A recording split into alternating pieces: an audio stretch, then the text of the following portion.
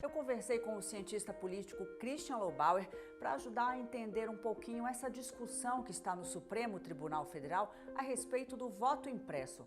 Até que ponto é benéfico, até que ponto pode formar currais eleitorais?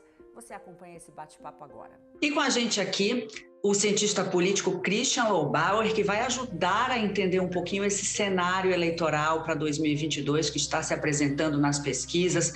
Tudo bem, professor? Queria que o senhor ajudasse a gente a entender, primeiro, a presença do Lula nas pesquisas. Voltou com toda a força, pelo menos é o que indica a pesquisa CNT, né, que está aí com 44,3% à frente das pesquisas. Conta pra gente qual a tua visão sobre esse cenário de agora. Olha, Lilian, no geral, eu acho que, enfim, a corrida já começou, é natural que de meados do ano anterior à eleição comece essa dinamização no debate, nos números que começam a aparecer, a pipocar, os alinhamentos políticos, os alinhamentos partidários, os candidatos, pré-candidatos, os nomes que surgem e somem, as especulações, é normal e faz parte do jogo. Eu acho que, infelizmente, para o caso das eleições de 22, a gente tem aparentemente uma polarização aí desenhada, muito forte, que a gente não tinha em outros anos. Não acho que esses números de Lula ainda são, assim, devem ser levados tão a ferro e fogo, porque é muito cedo, as pesquisas têm variado demais. Acho que ele é, evidentemente, um candidato importantíssimo e acho que, no mínimo, se for candidato mesmo, vai ter 30% no mínimo, porque o PT tem 30% há 30 anos no Brasil, né? Ou mais, ou ganha as eleições. Então, não é um candidato que vai ter uma votação irrisória. É cedo ainda. O que a gente sabe, por enquanto, e tem certeza, é só que o candidato atual, do governo atual, o atual presidente da República, é candidato. Isso a gente sabe. O resto a gente ainda não tem certeza. Então, eu acho que esse é o primeiro apanhado da situação. Eu acho que as pesquisas ainda são muito incipientes. Pode até ser que o candidato Lula nem seja candidato, que o pré-candidato nem seja candidato. E a gente acha que, eu acho, por exemplo, que se ele perceber que vai ser uma luta muito dura e que ele tem o risco de perder, talvez ele nem entre, porque o mito vai se perder. Então tem um cálculo para ele fazer e para o partido fazer que vai ser feito um pouco mais à frente. Agora, como é que fica o eleitor que odeia o Lula e que odeia o Bolsonaro? Dentre os nomes que estão aí, quem seria uma terceira via pelo perfil, pela história, pela forma que vem se apresentando? Já existe? Se é que existe. Assim, existem alguns nomes já na mesa. Eu acho que o candidato Ciro Gomes que é o que tem mais tradição, já ele iria para a quarta eleição à presidência. É um nome forte, mas tem vários nomes aí na mesa que são pré-candidatos ou são soprados no mercado aí. O governador Dória, que tem que acertar a sua posição no partido do PSDB, deve ter um candidato. Pode ser que seja o governador do Rio Grande do Sul, Eduardo Leite, pode ser que do lado de outras agremiações, o ex-ministro da Saúde, Mandetta, é um nome que está aí sendo cotado.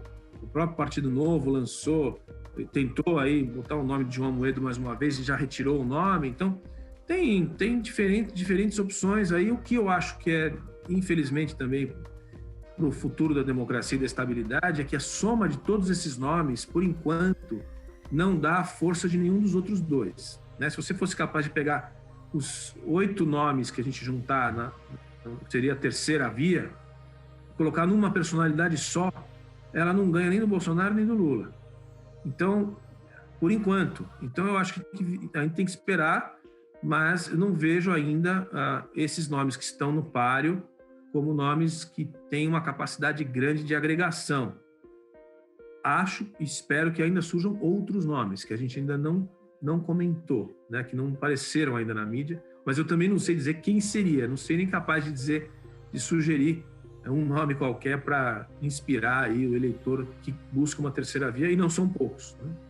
O governador do Rio Grande do Sul, durante uma entrevista, disse que era gay. Até que ponto isso favorece no atual cenário político que a gente tem, né? A questão dos bolsonaristas em relação aos gays e, por outro lado, ele se assumir gay. Até que ponto isso foi favorável para a campanha e até que ponto isso pode prejudicar o governador eleitoralmente, na tua opinião? Eu acho que esse comentário, esse posicionamento numa entrevista de grande extensão, como foi feito, não foi feito por acaso, é parte de um processo de tentativa de fortalecimento do próprio nome para a pré-candidatura do PSDB. Então não é um acidente, nem é alguma coisa que ele decidiu falar agora e tal. Especificamente a questão de ser gay ou não ser gay, eu acho que, infelizmente, Lilian, tanto faz se ele é gay ou não é gay. O que a gente deveria ser capaz de discutir aqui é se ele fez uma boa administração no Rio Grande do Sul, se ele tem um programa de governo mínimo para o país para seguir de 22 adiante. Mas o que tem acontecido no debate político internacional também, brasileiro em particular, é que esse tema se transforma num grande tema. E aí fica assim, quem é contra gay e quem é a favor de gay. Isso não tem o menor Ou seja, importância. como tudo hoje está tão polarizado, acaba resumindo nesse ponto a discussão, não é, professor? Eu acho que assim, isso há muito tempo para desviar o debate de verdade. Quer dizer, a questão que a gente conhece, colocar as questões dos costumes, né, na frente do debate. Então, é a favor de droga, é o aborto, é o uso de arma. São temas relevantes, mas não são os temas que afetam o dia a dia e o desenvolvimento e a prosperidade de um país inteiro. Não é isso. Sabe o que é? É o saneamento. O saneamento é um tema que devia estar na ponta, não a sua orientação sexual, não se você é a favor de arma ou não é a favor de arma. O saneamento afeta 100 milhões de brasileiros. Esse é um tema que tinha que ser o primeiro tema a perguntar a um candidato, um pré-candidato. O que você acha do sistema sanitário brasileiro? E o que vai fazer por ele, principalmente na região mais carente do país, a região Nordeste, que tem pouquíssimo índice de saneamento? Você imagina que um país desse tamanho tem metade da sua população, ainda anda sobre o excremento, não tem tratamento de esgoto? Esse é um tema prioritário. Mas não, a gente fica nas redes sociais, nesse mimimi generalizado, em temas que não tem relevância, né? Isso atrapalha muito o debate político, sabe? Eu acho que você tem aí um grupo de comunicação que está preocupado com essa questão mais educacional, né, pedagógica. Acho que tem que ir muito por esse caminho. Vamos colocar outros temas na mesa, pessoal, a moçada, o pessoal mais jovem. Colocar uns temas aí mais que afetam muito, milhões de brasileiros que estão à margem da vida digna, né? Em vez de ficar o governador disse que ele é gay. Isso é bom ou é ruim? Para mim é indiferente. A questão da pandemia, a CPI da pandemia, tem muita gente que está acompanhando o cenário político, como reflexo da pandemia, que está realmente afetando a todos, a todos no mundo, né, se a gente for pensar. Até que ponto essa questão da pandemia, o tratamento dado à pandemia, as ações e omissões do governo federal atrapalharam a popularidade, atrapalharam o nome de Jair Bolsonaro como candidato, já que, segundo essa mesma pesquisa CNT, ele tem mais de 40% de rejeição. E é atípico, eu te pergunto, Christian, é atípico um presidente, no exercício do mandato, ter essa rejeição numa pesquisa, faltando menos de um ano para a eleição? Então, acho que não é atípico. A gente teve índices de rejeição, eu não sei dizer se maiores ou menores, mas grandes, nessa magnitude, com Collor de Mello no exercício do poder. A gente teve isso até o presidente Fernando Henrique, no seu segundo mandato, teve uma rejeição bastante alta nos seus últimos anos do segundo mandato. O presidente Lula tem uma rejeição também grande, bem grande, não sei se chega a 40%, mas muita gente vota em qualquer coisa que não seja o PT e o presidente Lula. Portanto, não é uma questão exclusiva e específica ao presidente Bolsonaro, embora ele tenha pouco tempo de presidência. Eu acho que a pandemia é um caso realmente muito emblemático do nosso tempo, assim, uma coisa muito específica, nova, de alcance internacional, e a utilização que se faz dos erros e acertos das decisões do Estado em relação a vacinas, a recursos, a políticas, é muito intensa, porque mexe com a vida das pessoas, né? Mas está sendo certamente politizado o debate. Eu acho que a CPI, me envergonha ver essa CPI. Eu acho que as autoridades que estão ali sendo as inquisidoras, né? Os inquisidores do processo, não têm nenhuma moral para fazer pergunta de nada no Brasil, principalmente quando se trata de investigação de corrupção, né? O presidente e o principal senador envolvido não tem autoridade moral nenhuma para fazer pergunta de nenhum assunto para ninguém, né? Primeiro tem que cuidar da própria vida quando se trata de corrupção. Mas virou um palco que está sendo utilizado também por vários interesses políticos e atrapalha a população para saber realmente se houve mal feito na concorrência de compras de vacinas. Se isso realmente tem que ser investigado em qualquer E qual governo. seria o caminho para essa investigação em relação ao governo federal, aos governos estaduais na condução da pandemia? O Ministério Público? Eu acho que o Ministério Público é um caminho e já me parece que já é fato, ele fez e fará esse processo, ainda que seja um pouco mais tardio.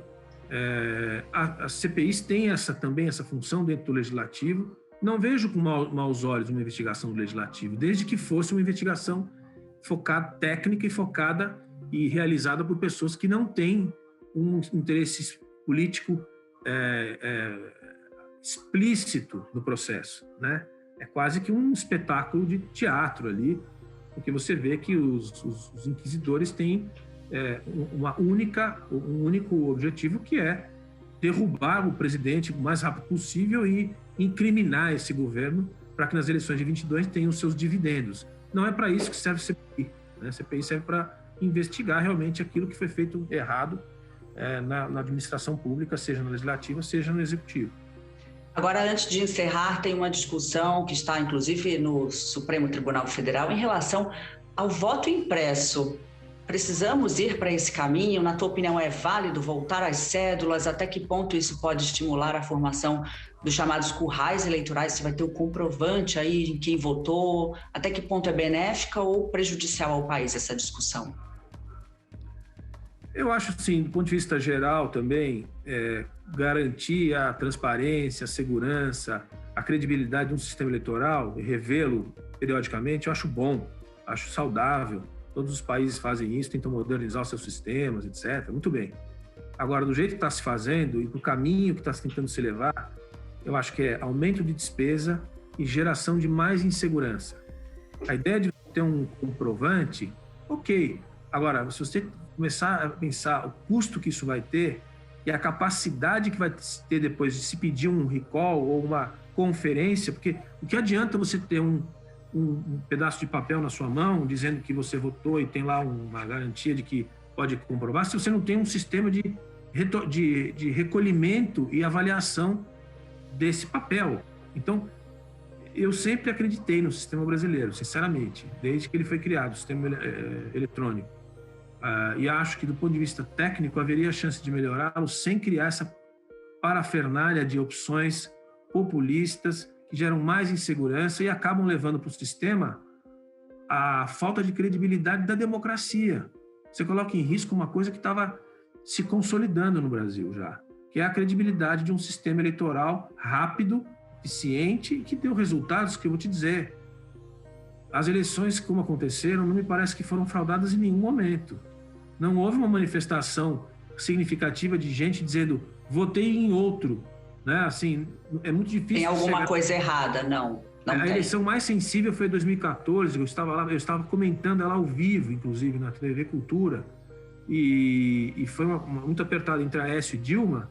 Mas eu acho que o que aconteceu ali foi mesmo a derrota do Aécio, não a vitória da. Aconteceu mesmo, foi por uma fração pequena de votos, mas foi o que aconteceu. Então, não vejo realmente capacidade de se fraudar o sistema para definir resultado. Ele tem imperfeições, até onde eu entendo tecnicamente tem, mas elas não são suficientes para condenar tudo que se construiu do ponto de vista tecnológico. Então, eu vejo com um pouco de muita reserva esse debate e só vejo a parte positiva quando se trata de pensar o aperfeiçoamento. Ok, professor, muito obrigada por esses esclarecimentos, por esse bate-papo. Espero que seja o primeiro de muitos, viu? O convite está feito aqui para os próximos. Obrigado, vai ser um prazer estar com vocês, quando vocês quiserem. Até a eleição tem muita coisa para a gente comentar. Muito obrigada, professor. Vai faltar noção. Obrigada, tchau. Obrigado, tchau, tchau.